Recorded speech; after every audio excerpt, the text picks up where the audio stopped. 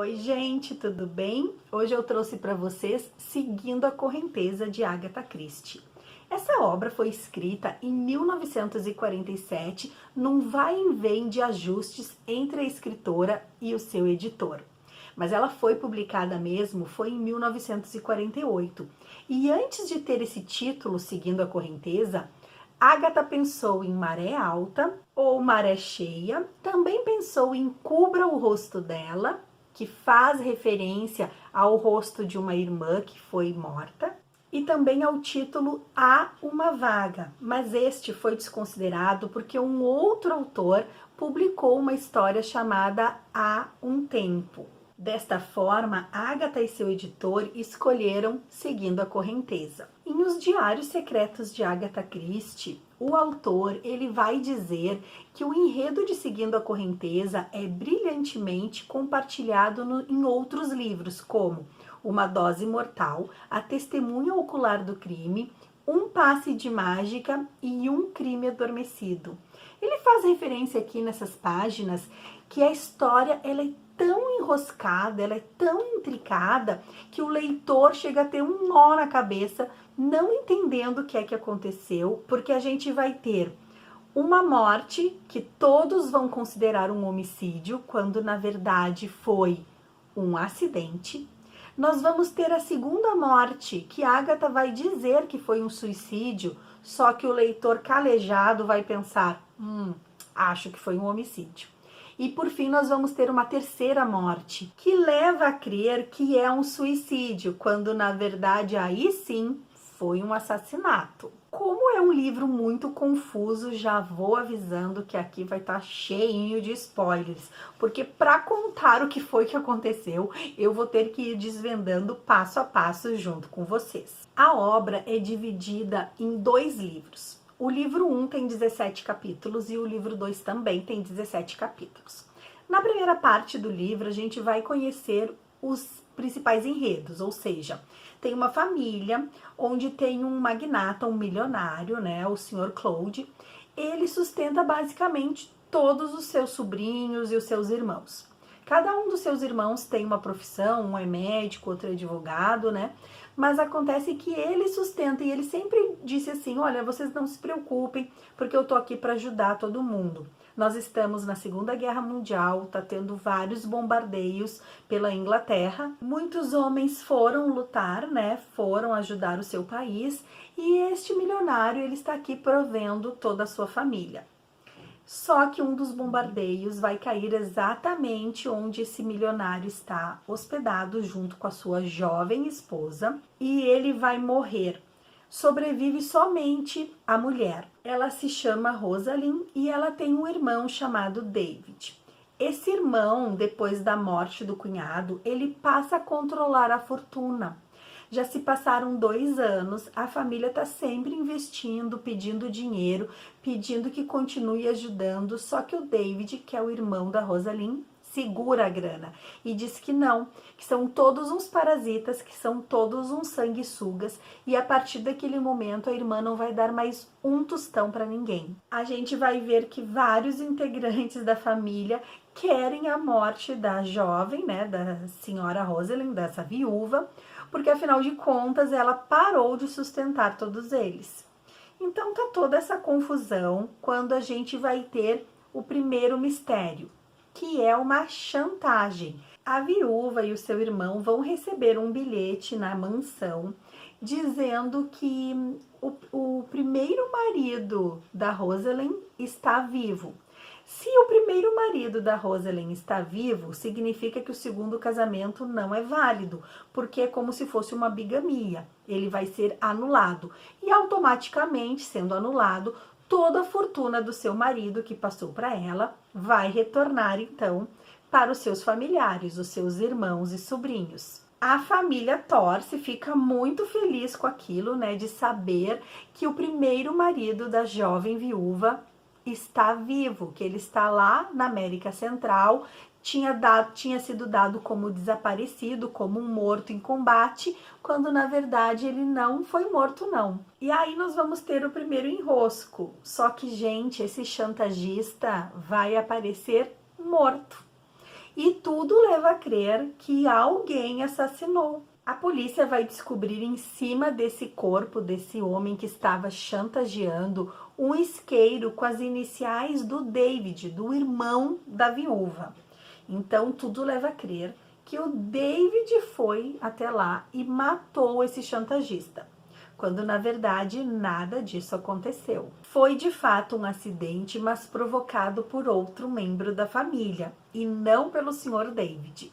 Bom, então a primeira morte, que tudo levava a crer que era um homicídio e que o culpado era o David, na verdade foi um acidente provocado por outra pessoa. Começa um inquérito para tentar descobrir quem é o assassino daquele homem, quem é aquela vítima, né? Tentar saber quem era aquele sujeito, a sua identidade e se de fato ele estava fazendo chantagem.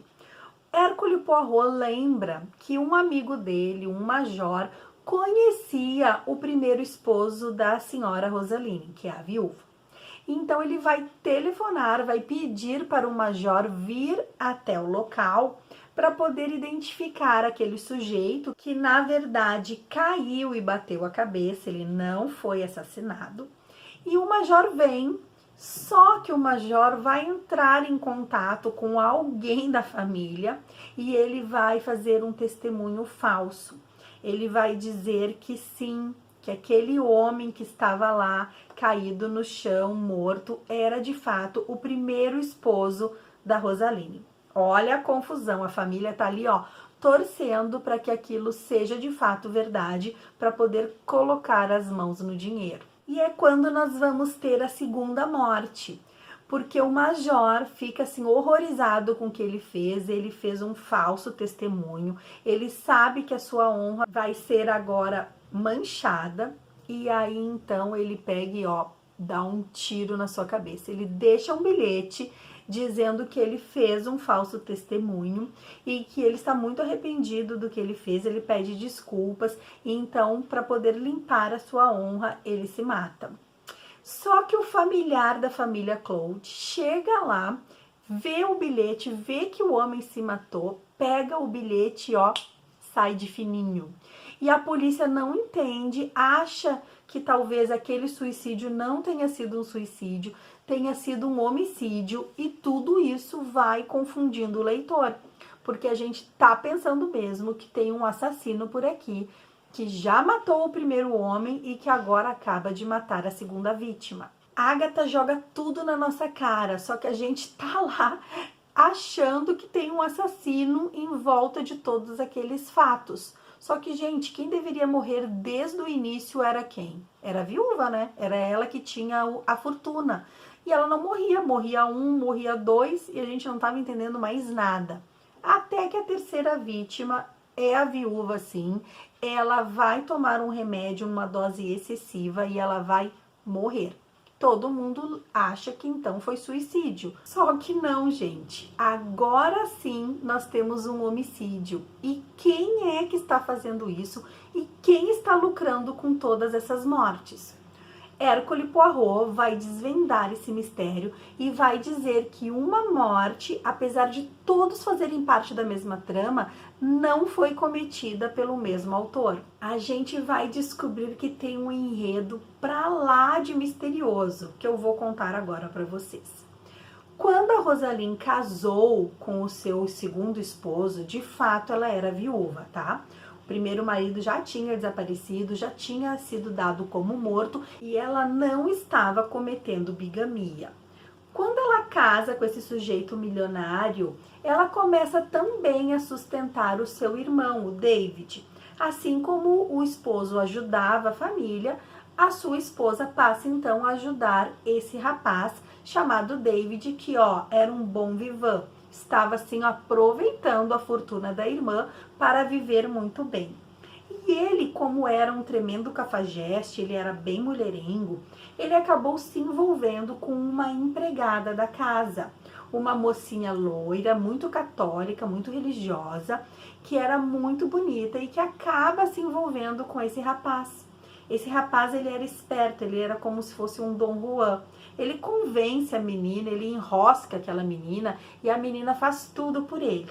A explosão em Londres, ela de fato, ela mata tanto o milionário quanto a esposa, a irmã do David.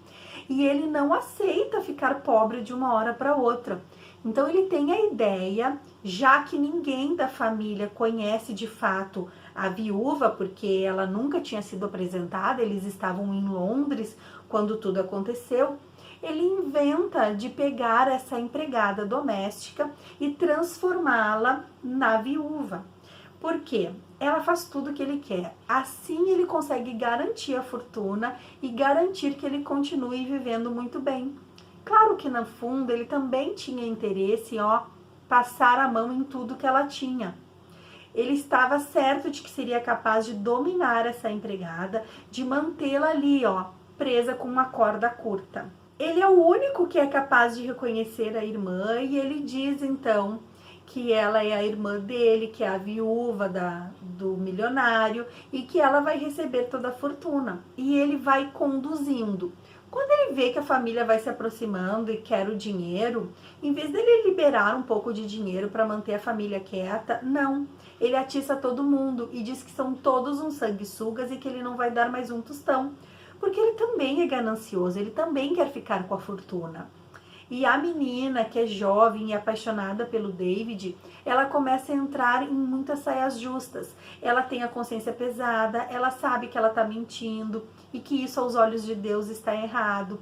Ela sabe que ela deveria ajudar o próximo, mas ele não deixa. Então ela vive num conflito. E ele acaba influenciando isso para que ela comece a ser uma consumidora de drogas. Para mantê-la quieta e sob vigilância, ele vai liberando drogas para ela, ele vai assim enroscando ela numa teia de aranha que ela vive tensa, ela vive angustiada, vive nervosa, ela se modifica, a sua personalidade acaba se modificando. Até que chega uma hora que ela diz que ela não aguenta mais e que ela vai contar tudo para todos, porque ela quer se livrar daquela mentira, daquela vida falsa. E é aí que ele resolve matá-la. Só que paralela a tudo isso, nós vamos ter uma outra história. Uma história de uma sobrinha chamada Lynn, que é uma mulher muito forte, muito decidida. Ela vai para a Segunda Guerra para trabalhar como voluntária e ela é prometida para o seu primo em casamento. E esse primo, ele é um agricultor, ele não foi para a guerra, ele ficou então no sustento da família. O seu irmão vai para a guerra e o seu irmão acaba morto. Tudo isso deixa ele muito transtornado. Esse rapaz, ele sempre foi apaixonado pela Lynn, ele queria uma vida tranquila, só que neste momento ele está sem dinheiro, sem capital, perdeu integrantes da sua família, perdeu o irmão, perdeu o tio. A guerra, ela é um momento que deixa todo mundo angustiado, todo mundo muito nervoso. E a Lynn retorna depois para sua família, para poder então casar com esse primo.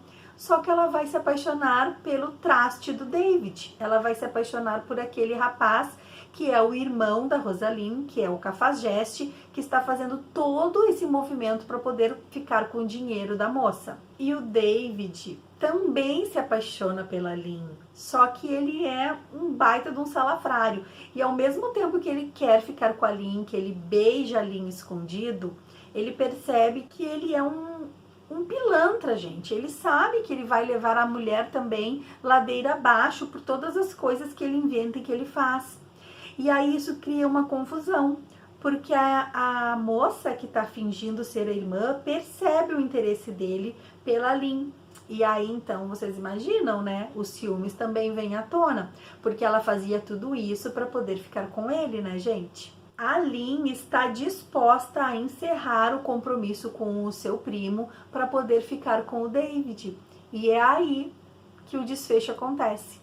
Porque ela vai até a casa do primo e ela diz para ele que tá tudo encerrado, que tá tudo acabado, que ele sempre foi um homem muito dócil, muito mole e que ela quer aventura, ela quer um homem forte, um homem emblemático, um homem que carregue ela para coisas assim de aventura.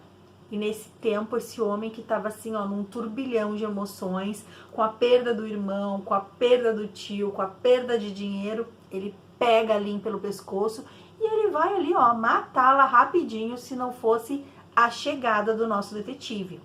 Hercule Poirot vai chegar nesse instante, vai separar os dois, vai ajudar a moça e vai contar como tudo aconteceu. Ele diz para o primo que sabe que foi ele que entrou no quarto do primeiro morto, que eles estavam discutindo, que ele deu um soco na vítima e que por isso a vítima caiu, bateu com a cabeça na lareira e acabou falecendo.